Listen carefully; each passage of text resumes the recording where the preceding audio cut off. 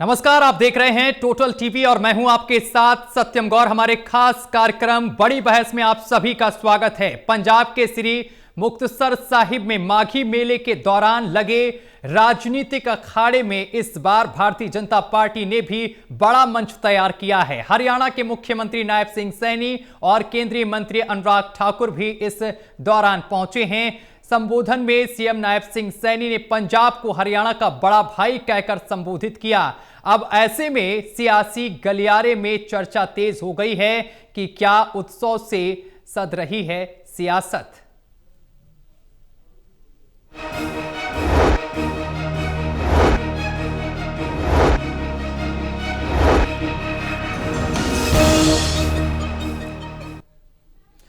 प्रदेश के मुख्यमंत्री नायब सिंह सैनी आजकल पंजाब और पंजाबियों में रंगे नजर आते हैं। पंजाब में उनका हफ्ते भर में दूसरा दौरा था। चंडीगढ़ के लोक भवन में लोहड़ी मनाकर वो पंजाब के मुक्तसर में माघ मेले के लिए रवाना हो गए।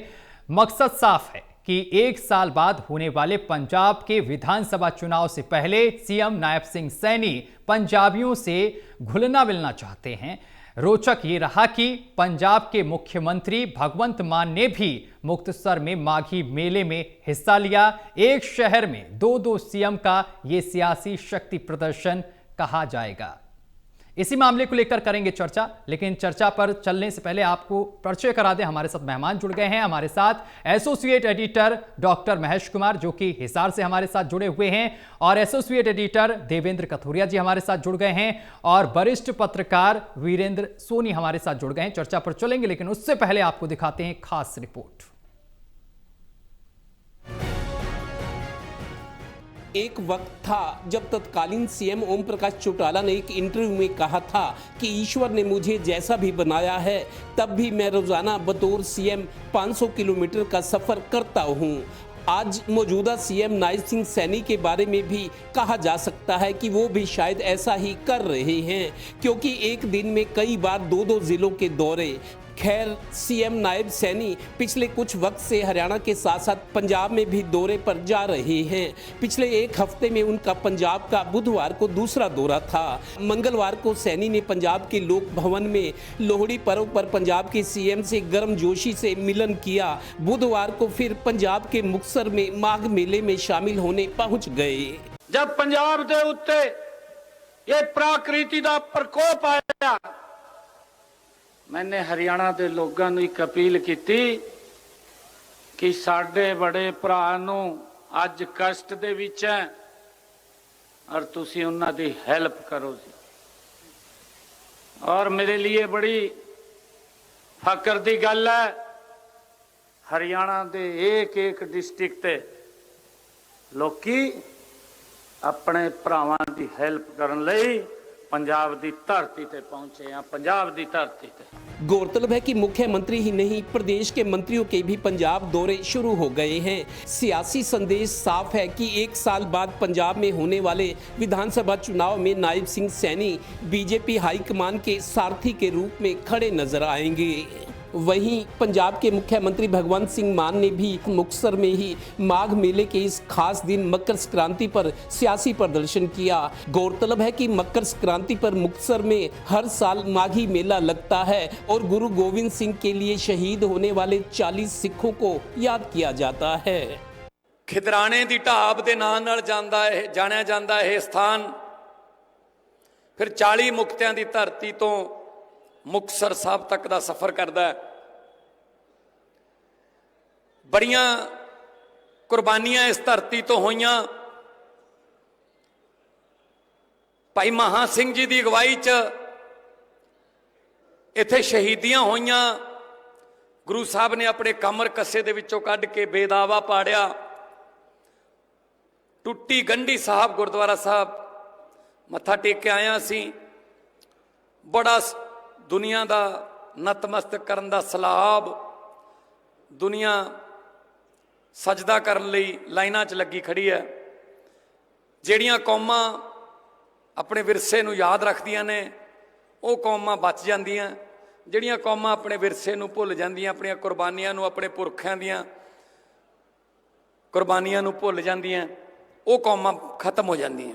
गौरतलब है कि सीएम नायब सिंह सैनी का अमृतसर का दौरा, चंडीगढ़ में पंजाब के उद्योगपतियों और किसान नेताओं से मिलना, सरदारी पगड़ी पहनकर गुरु तेग बहादुर और गुरु गोविंद सिंह के साहिबजादों के भव्य यादगार कार्यक्रम कराना, 1984 के सिख दंगों के पीड़ित परिवारों के युवाओं को हरियाणा कौशल रोजगार निगम में नौकरी देना और अब एक हफ्ते में पंजाब के 2 दौरे करना, यही दिखाता है कि बीजेपी पंजाब में सरकार बनाने पर आमादा है। बोलो Wahe Guru. Haryana bureau, total news. और इसी मामले को लेकर चर्चा करेंगे। चर्चा की शुरुआत देवेंद्र जी मैं आपके साथ करूंगा। देवेंद्र जी, माघी मेले जैसे धार्मिक सांस्कृतिक मंच पर बीजेपी का सियासी अखाड़ा लगाना क्या चुनावी रणनीति का हिस्सा है? देखिए सत्यम, बड़ी दिलचस्प तस्वीर है। कल 13 तारीख को लोहड़ी का पर्व था, जो पंजाब, हरियाणा, दिल्ली के लाखों पंजाबी परिवार मनाते हैं लोहड़ी जी। कल चंडीगढ़ के लोक भवन में मोदी जी की तरह पंजाब सरकार के मुख्यमंत्री ने भी अपनी बिल्डिंगों का नाम लोक भवन रखा है, जहां से लोकतंत्र चलता है। तो लोक भवन में कल लोहड़ी मनाई गई। भगवंत मान पंजाब के मुख्यमंत्री और हरियाणा के मुख्यमंत्री नायब सिंह सैनी दोनों गलबैयां लगाते हुए नजर। हालांकि त्योहार है, त्योहार खुशी से मनाना भी चाहिए और सद्भाव के साथ। कल ही लोहड़ी का पर्व मनाया है चंडीगढ़ में भगवंत मान ने, और पंजाब की जगह पे हुआ है। पंजाब का बड़ा त्योहार है लोहड़ी, और मुख्यमंत्री नायब सिंह सैनी गए थे। दोनों मुस्कुराते हुए, आज इनकी मीडिया में तस्वीरें भी आई है। लेकिन 24 घंटे नहीं गुजरे, आज सुबह होते ही पब्लिक की शिकायतें सुनते हुए कुबीर कुटीर में जो सीएम आवास है, वहां से मुख्यमंत्री सीधे मुक्तसर रवाना हो गए। दरअसल मुक्तसर की मैं आपको बता दूं दर्शकों के लिए, मुक्तसर एक शहर है पंजाब का। जी जी। वहां नुईदीन एक थे, जब लड़ाई गुरु गोविंद सिंह लड़ाई लड़ रहे थे, तो नुईदीन ने गुरु गोविंद सिंह को धोखा दिया, ये माना जा रहा है। पहले उन्होंने कहा मैं आपका साथ दूंगा मुगलों की लड़ाई में, लेकिन वो फिर बाद में वो पलट गए अपनी बात पे। और 40 सिख बंदी थे, उनको छोड़ा गया था। 40 सिख बंदी छोड़े गए थे। उन्होंने गुरु गोविंद सिंह की तरफ से मुगलों के खिलाफ लड़ने के लिए पहले मना कर दिया, फिर बाद में उनकी आत्मा जागी। उन्होंने कहा ये गुरु सिख होके ये मानवता की भलाई के काम करना चाहते हैं, अपना त्याग कुर्बानी देना चाहते हैं। तो गुरु गोविंद सिंह के कहने पर उन्होंने गुरु गोविंद सिंह की तरफ से मुगलों से लड़ाई लड़ी, और 40 सिख एक साथ शहीद हुए। उन्हीं 40 सिखों की गुरु गोविंद सिंह, गुरु साहब के जो के लिए उन्होंने 40 सिखों ने कुर्बानी दी। ये माघ मेला मकर संक्रांति के दिन लगता है। कल लोहड़ी मनी, आज मकर संक्रांति के दिन मुक्तसर में एक दिन का माघी मेला कहते हैं पंजाबी में। तो ये माघी मेला था। एक तरफ तो नायब सिंह सैनी गए, बीजेपी के बड़े नेता अनुराग ठाकुर थे और बड़े नेता थे जो पंजाब के हैं, लेकिन दूसरी तरफ भगवंत मान का भी कार्यक्रम था। जैसा वो रिपोर्ट में बता रहे थे कि आज लाखों की संगत यहाँ सजदा करने आए हैं, मतलब गुरुद्वारा है वहां बहुत मशहूर। तो एक दिन का मेला होता है मकर संक्रांति में, माघी मेला कहते हैं। आज माघी मेले में एक तरफ भगवंत मान थे, दूसरी तरफ नायब सिंह सैनी, मतलब एक तरह से शक्ति प्रदर्शन था। एक साल बाद चुनाव है, फरवरी 2027 में, 2026 चल ही रहा है जनवरी, तो ये एक तरह से सियासी शक्ति प्रदर्शन था। चंडीगढ़ की जो लोहड़ी थी वो एक सामाजिक पर्व था, मुख्यमंत्री वर्सेस मुख्यमंत्री काउंटर पार्ट थे दोनों।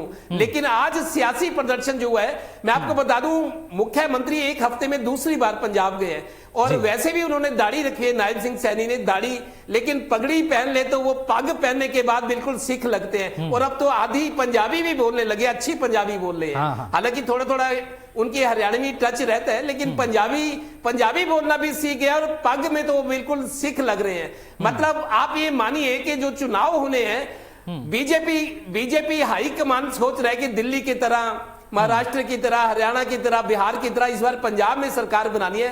हर संभव कोशिश की जा रही है, और पंजाब में सरकार बनाने के लिए जो बीजेपी का हाईकमान है, मैं समझता हूं नायब सिंह सैनी सारथी की भूमिका में है। जैसे महाभारत में अर्जुन के सारथी श्री कृष्ण बने थे, तो एक तरह से सारथी पूरा साथ देने वाले, तो सारथी की भूमिका में नायब सिंह सैनी नजर आ रहे हैं। और जैसे जैसे वक्त आगे बढ़ेगा, हम देखेंगे उनकी गतिविधियां और तेजी से बढ़ेंगी। बिल्कुल। महेश जी, मैं आपके पास आऊंगा। महेश जी, हरियाणा के मुख्यमंत्री नायब सिंह सैनी का पंजाब हरियाणा का बड़ा भाई है, ये बयान देना क्या राजनीतिक संदेश है या संघीय ढांचे पर सवाल?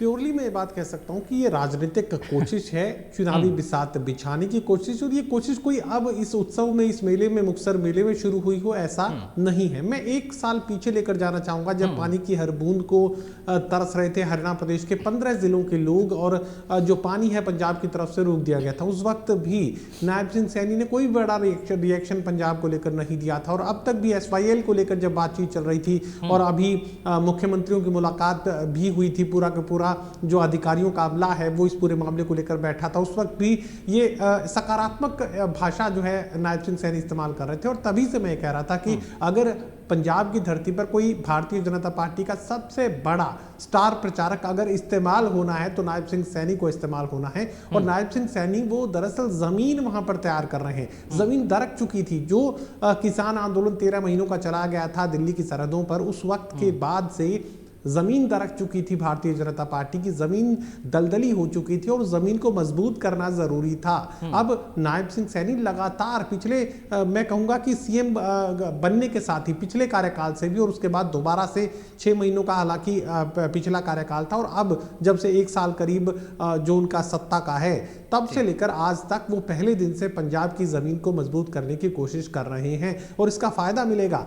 और ये भी तमाम दर्शकों को जानकारी के लिए मैं बता दूं कि नायब सिंह सैनी जाति से संबंध रखते हैं, और सैनी जाति में ही कैथल का इलाका, कुरुक्षेत्र का इलाका, पेहवा का इलाका, वहां पर काफी सारे ऐसे सैनी हैं जो गुरुद्वारे को मानते हैं, गुरुद्वारे की पग वो धारण करते हैं, और यहां तक कि परिवार में ज्यादातर जो लोग हैं वो पगधारी होते हैं। पेहवा के इलाके में ये सबसे ज्यादा होता है, कैथल के इलाके में, कुरुक्षेत्र के इलाके में सैनी जो है वो पगधारी भी होते हैं, गुरुद्वारे को मानते हैं, और उनके जो तमाम शादी और जो रिचुअल्स हैं, धार्मिक रिचुअल्स हैं, वो गुरुद्वारे को मान्यता देते हैं। और यही वजह है कि इसका फायदा नायब सिंह सैनी को मिल रहा है, क्योंकि इस संस्कृति से, इस व्यवहार से, इस धर्म से अच्छे खासे वाकिफ नायब सिंह सैनी है, क्योंकि कैथल कुरुक्षेत्र के इलाके में जो है उनका निवास स्थान रहा है, हमेशा से वहां पर पैदाइश उनकी हुई है। तो इस संस्कृति से, जो सिख संस्कृति है, सिख धर्म है, अच्छे खासी जानकारी, अच्छे खासी ताल्लुकात जो है नायब सिंह सैनी के बने हुए हैं, और इसी का फायदा नायब सिंह सैनी अब उठाने जा रहे हैं। दरख्ती जमीन मजबूत कर दी गई है, नींव मजबूत हो चुकी है, और आप आने वाले दिनों में आप देखेंगे कि इसका जो प्रचार प्रसार है वो काफी ज्यादा बढ़ने वाला है। और यही वजह थी कि SYL को लेकर किसी भी तरह का नेगेटिव रिएक्शन ना तो हरियाणा प्रदेश के किसी भी बीजेपी से संबंधित बड़े नेता की तरफ से दिया गया था, और ना ही खुद मुख्यमंत्री ने दिया था। तब भी वो दुहाई दे रहे थे, गुरुओं की दुहाई दे रहे थे नायब सिंह सैनी की, आप हरियाणा छोटा भाई है, पंजाब बड़ा भाई है, तब भी यही बोलते और आज भी यही बोल हैं। तो ये मानकर चलिए कि ये जमीन तो पहले से तैयार नायब सिंह सैनी कर रहे थे। सियासी इसे मकसद आप प्योरली मान सकते हैं, क्योंकि यहां पर आपको याद होगा कि पिछले विधानसभा चुनाव में जब प्रधानमंत्री नरेंद्र मोदी प्रचार के लिए पंजाब की धरती पर उतरना चाहते थे, तो बीच रास्ते से ही यू टर्न प्रधानमंत्री को लेना पड़ा था। कारण अलग तरह के गिनवाए गए थे, लेकिन असल कारण यही था कि जमीन दरक चुकी थी और दलदली हो चुकी थी भारतीय जनता पार्टी के लिए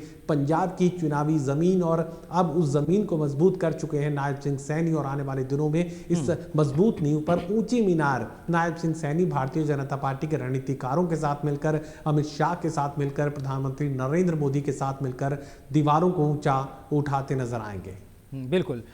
वीरेंद्र जी, बीजेपी क्या पंजाब में अपनी खोई हुई जमीन वापस पाने के लिए हरियाणा मॉडल को आगे बढ़ा रही है? बिल्कुल, ये स्पष्ट दिखाई दे भी रहा है।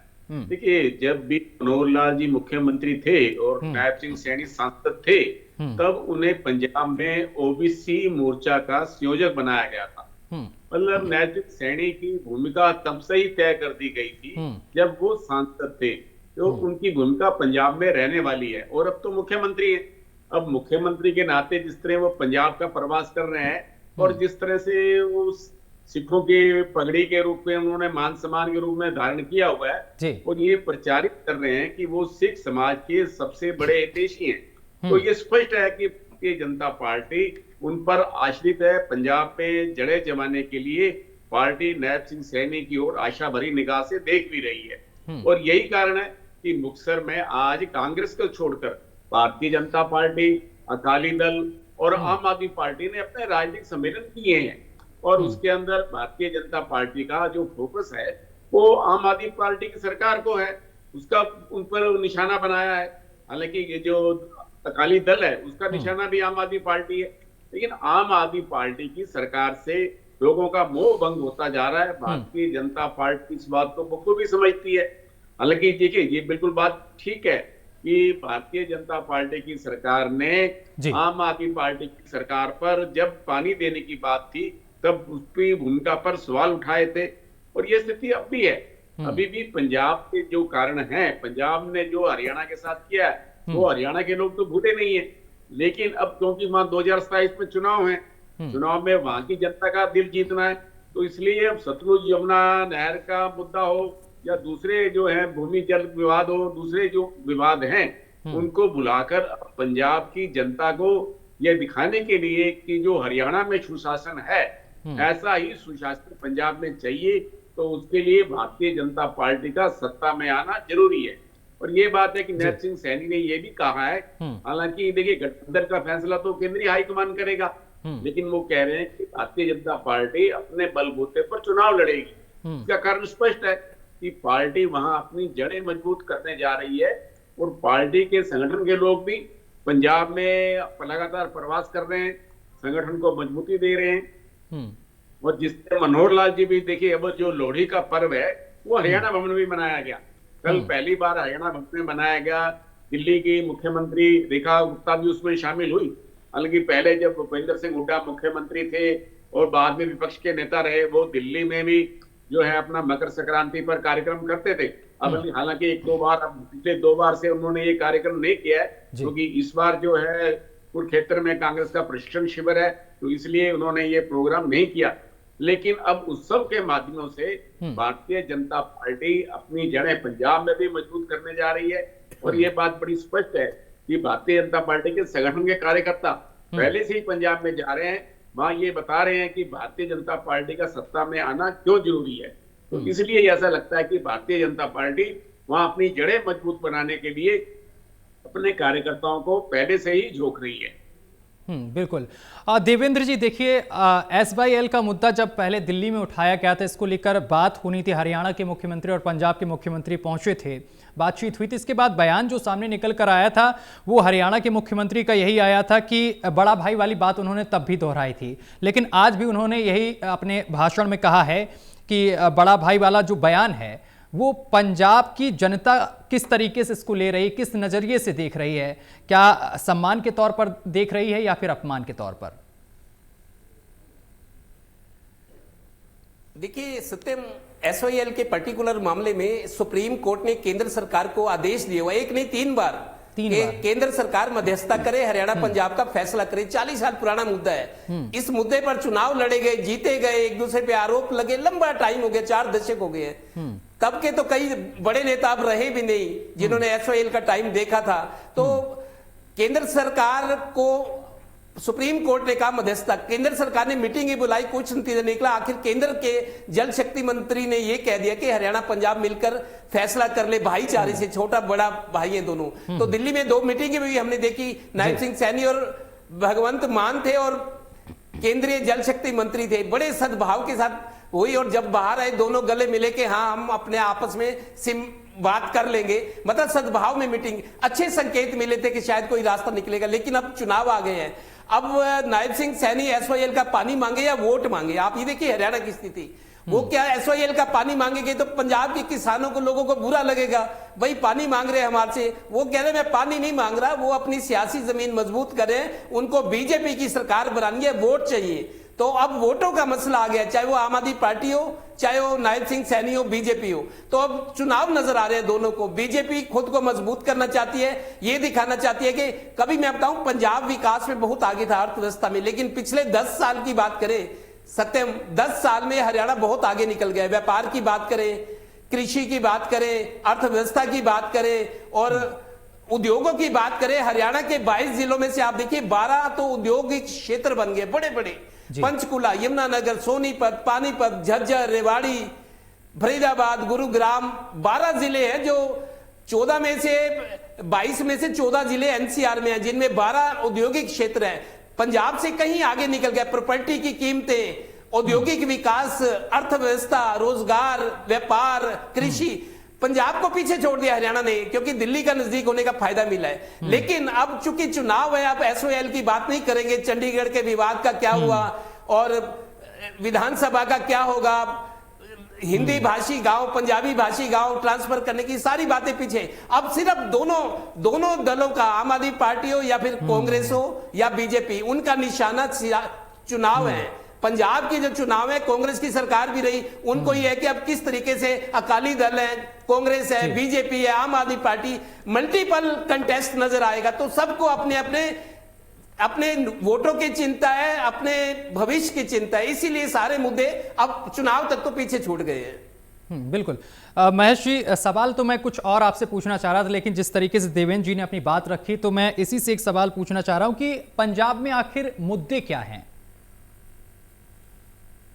देखिए, मुझे लगता है कि सबसे बड़ी जो बदहाली का जिक्र देवेंद्र जी कर रहे हैं, वो बदहाली झेल रहा है पंजाब। आर्थिक हालात काफी ज्यादा बदतर उस प्रदेश के हो चुके हैं। तो ऐसे में इकोनॉमी जब तक नहीं सुधरेगी, जब तक एक बीमार प्रदेश को विकास की रफ्तार पर आगे नहीं बढ़ाया जा सकता। और यही वजह है कि यहाँ पर इकोनॉमी दरअसल कोलैप्स करती हुई नजर आ रही है पंजाब की। बहुत बार ऐसा आपने सुना होगा कि कर्मचारियों को तनख्वाह देने के पैसे पंजाब सरकार के पास नहीं है। जो घोषणाएं, बड़ी बड़ी घोषणाएं पंजाब के चुनावी वक्त में यहां पर की गई थी, काफी सारी पर काम करने की कोशिश आम आदमी पार्टी की तरफ से की गई, जिसमें फ्री ट्रैवल भी शामिल है। महिलाओं के लिए रोडवेज की बसों में, पंजाब रोडवेज की बसों में कहीं पर भी आना जाना मुफ्त रखा गया। इसके अलावा बिजली यूनिट, 300 यूनिट बिजली फ्री है पंजाब में दी जा रही है। आप देखिए कि आज के जमाने में अगर बिजली फ्री दे दी जाए तो कितनी बड़ी ये मदद किसी भी परिवार के लिए हो सकती है, क्योंकि बिजली जो है मूलभूत जरूरत भी है। और आज जब बेरोजगारी का वक्त है और घरों में खर्चे लगातार बढ़ते जा रहे हैं, तो ऐसे में जब मुफ्त बिजली की बात आई तो पंजाब के लोगों ने आम आदमी पार्टी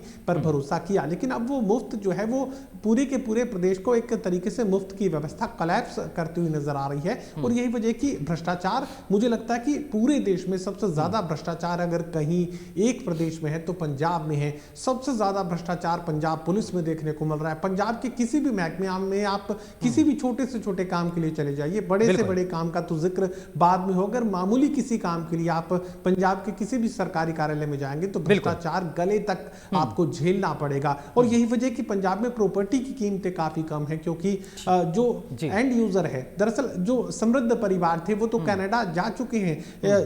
करीब करीब आधा कनाडा जो है पंजाब के लोगों के वहां शिफ्टिंग की वजह से कनाडा आबाद हुआ है। बहुत सारे दूसरे देशों में भी पंजाब के लोग दशकों से जा रहे हैं। अब जो समृद्ध परिवार थे वो पंजाब छोड़ चुके हैं। वहां पर जो प्रवासी मजदूर हैं वो दरअसल वहां की खेती बाड़ी चला रहे हैं और बड़ी बड़ी कोठियों में जो एनआरआईज बनकर विदेशों में बस चुके हैं और उनकी कोठियों में रह रहे हैं प्रवासी मजदूर, उनके परिवार। और काफी सारे पंजाब में तो ऐसे गांव बन चुके हैं जहां पर प्रवासी मजदूर ही सरपंच बन चुके हैं, क्योंकि गांव के परिवार तो शिफ्ट हो चुके हैं कनाडा में। तो ऐसे में यहाँ भ्रष्टाचार सबसे बड़ा मुद्दा मुझे लगता है कि पंजाब के लिए है। उसके अलावा इकोनॉमी, अर्थव्यवस्था जो है वो खत्म हुई है, वहां पर व्यापार खत्म हुआ है, वहां पर औद्योगिकरण खत्म हुआ है। और पंजाब का एक बहुत बड़ा इलाका ऐसा है जहां पर कैंसर की वजह से लोगों को अपनी जानें गंवानी पड़ रही हैं और किसी भी तरह की कोई जो व्यवस्था है सरकारों की तरफ से नहीं की जा सकी है। पीने के पानी में यूरेनियम, पंजाब के काफी सारे इलाके में ये समस्या है कि जहां पर पीने के पानी में ही यूरेनियम मिल चुका है, जिसकी वजह से लोगों को सिर्फ और सिर्फ बिस्लरी पर आधारित रहना पड़ता है, बिस्लरी या किसी भी दूसरे मिनरल वाटर पर, जो कि पंजाब से बाहर से उन इलाकों में लाया जाए। पंजाब की धरती से पानी निकालकर वो लोग पानी पिएंगे तो कैंसर से पीड़ित हो रहे हैं। काफी सारे इलाके ऐसे जहां पर खेती नहीं की जा सकती है, सिर्फ पॉपुलर के पेड़ वो उगाते हैं और पॉपुलर के पेड़ काटकर उसी से अपनी खेती चलाने की कोशिश करते हैं, क्योंकि जो फसलें हैं उसमें यूरेनियम का पानी, अगर अनाज की खेती करते हैं किसी भी तरह की, तो यूरेनियम की सिंचाई अगर उस पानी से करेंगे तो वो अनाज में आ जाएगा। तो ये परेशानियां भी पंजाब के लोग झेल रहे हैं। मुझे लग रहा है सबसे बड़ा मुद्दा जो है वो भ्रष्टाचार का है, बेरोजगारी का है, खराब अर्थव्यवस्था का है। बिल्कुल सर, आप तीनों लोगों का बहुत शुक्रिया हमारे साथ जुड़ने के लिए और तमाम बातचीत करने के लिए। तो श्री मुक्तसर साहिब में माघी मेले के दौरान लगे राजनीतिक अखाड़े में इस बार भारतीय जनता पार्टी ने भी बड़ा मंच तैयार किया है, जिसमें हरियाणा के मुख्यमंत्री पहुंचे और इसके साथ ही अनुराग ठाकुर भी पहुंचे। सभा को संबोधित किया गया और ऐसे में हरियाणा के मुख्यमंत्री जो हैं वो पंजाबियों में घुलना मिलना चाहते हैं।